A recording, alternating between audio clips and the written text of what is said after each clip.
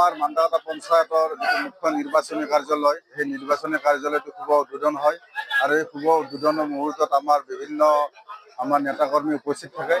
আৰু আমি আজিৰ এই শুভ উদ্বোধনৰ মুহূৰ্তত আমাৰ সংখ্যালঘু ৰাইজক আমি আহ্বান জনাইছোঁ যাতে আমাৰ ভাৰতীয় জনতা পাৰ্টীৰ পদুম ফুলৰ চিহ্নত অহা 9 তাৰিখে আমাৰ দিগন্ত কলিতা ডাঙৰীয়াক জয়যুক্ত কৰে।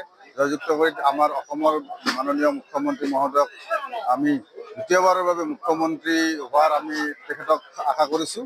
আমি তেখেতক মুখ্যমন্ত্ৰী হিচাপে দেখা পাম। এইকাৰণে আমি সংখ্যালঘু ৰাইজক আহ্বান জনাইছোঁ যে আমাৰ এই অঞ্চলৰ যিবিলাক মছজিদ মন্দিৰ চৰকাৰী মাটিত আছিল, সেই মাটিবিলাক আমাক ম্যাদীকৰণ কৰি দিছে আমাৰ এই ভাৰতীয় জনতা পাৰ্টীৰ এইখন চৰকাৰে। গতিকে ইমান দিন যিবিলাক চৰকাৰ আছিল, সেই চৰকাৰে এই কথা কোনোদিনে ভাবিব পৰা নাছিল।